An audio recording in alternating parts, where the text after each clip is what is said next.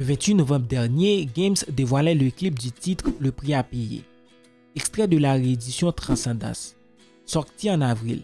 Dans ce visuel, on voit le rappeur qui s'apprête à célébrer une décennie de carrière, signer un contrat avec son sang, puis tenter d'échapper à une spirale de débauche vers laquelle l'entraîne un producteur à l'allure diabolique.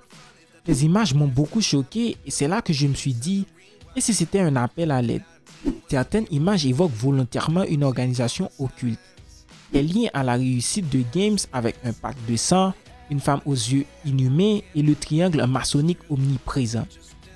Est-ce que l'ancien leader de la section d'assaut a pu conclure un pacte avec le diable? Est-ce qu'il a pu vendre son âme pour réussir dans la musique? C'est ce qu'on va essayer de comprendre dans cette vidéo. Alors installez-vous et n'oubliez pas de vous abonner et on est parti. En 2004, Maître Games se convertit à l'islam et prend le nom de Bilal. Cette information est très importante pour comprendre la suite. Son rapport à la religion le met très vite en conflit avec sa carrière musicale. Très vite, ces textes reflètent un conflit intérieur qui oppose sa passion à sa foi. Dès 2006, il fait part de ses doutes dans le titre Dernière épreuve, extrait de la mixtape Ceux qui dorment les yeux ouverts. C'est là qu'il va dire les chemins sont divisés en deux. Il y a ceux de Dieu et ceux du diable. Lequel des deux j'ai pris? Franchement, je sais pas. Cette dualité de l'artiste apparaît au grand jour avec son premier album solo, Subliminal. La chute, morceau clé de sa carrière, est le premier dans lequel il se livre pleinement. En disant « Je me suis détruit, sacrifié tout mon temps et ma famille, on me chuchote, tu seras riche petit à petit, je réalise que le diable est dans mon lit. Mes ambitions étaient nuisibles, la musique et tout ça. » Deux autres titres se font écho dans la continuité de ce narratif, Me tire et Zombie, extrait de la réédition La face cachée. Il y a deux êtres en moi qui se livrent une bataille. Il y a un qui veut repartir dans une vie simple, il y a Maître Games qui lui aime ça et veut continuer.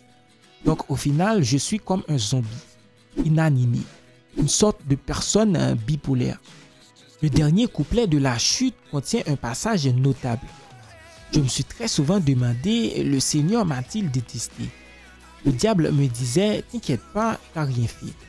T'as laissé ton cœur parler, c'est parfait. La pochette de son deuxième album, Mon cœur avait raison, représente Games en train de se noyer dans les ténèbres. Une manière de signifier que la musique a fini par avoir le dessus. En contradiction, il explique, oui j'ai honte donc j'ai des lunettes sur le nez. Mais qui peut prétendre avoir l'innocence d'un nouveau-né? J'ai prêché le vrai comme le faux, je m'en excuse. Ne m'en voulez pas. On a tous un côté schizo. Extrait de l'album Ceinture Noire. Le prix à payer n'est finalement qu'un titre de plus consacré au remords de l'artiste. Il regrette de ne pas avoir consacré à la religion le temps qu'il a donné à sa carrière. C'est en fait le clip qui va lui donner une nouvelle dimension. Si Games a régulièrement placé des symboles ésotériques dans ses visuels, c'est la première fois qu'il aborde directement le sujet du pacte avec le diable, au risque de se voir accusé d'un acte qu'il a pourtant nié tout au long de sa carrière. Alors on peut comprendre que le clip a deux objectifs. La première, une dénonciation des travers de l'industrie musicale. La deuxième, le marketing.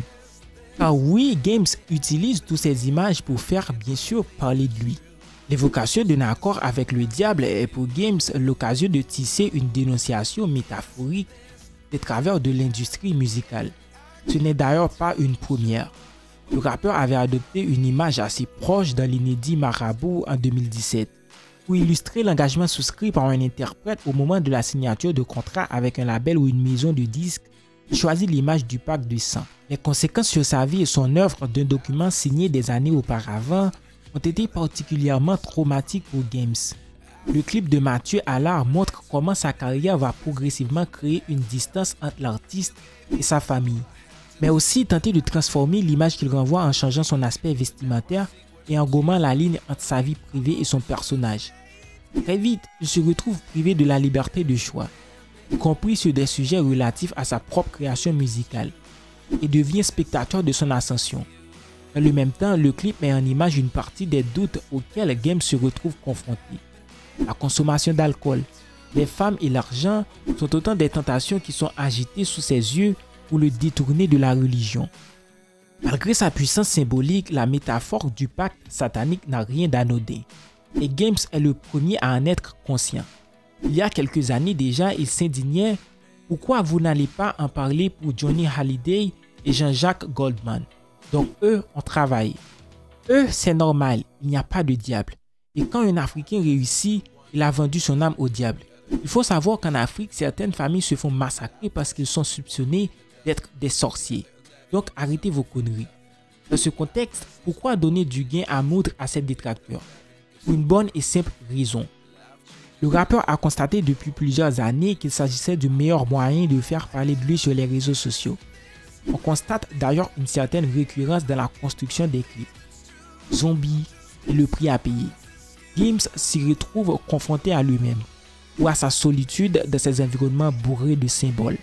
Sans oublier un discret placement de produits pour Lenko, Vincent dans les vapes ou Fanta. Autant dire que cette stratégie de marketing virale s'est avérée efficace. Puisque le clip Le prix à payer a dépassé les 2 millions de vues en l'espace de quelques jours. Maintenant, est-ce qu'on peut dire que Maître Games est un sataniste ou un spécialiste du marketing digital? À vous de me le dire dans les commentaires. C'est déjà la fin de cette vidéo. Si vous avez aimé, n'oubliez pas de nous mettre un pouce bleu et de vous abonner à la chaîne pour ne rater aucune de nos prochaines vidéos. Et déjà, ciao!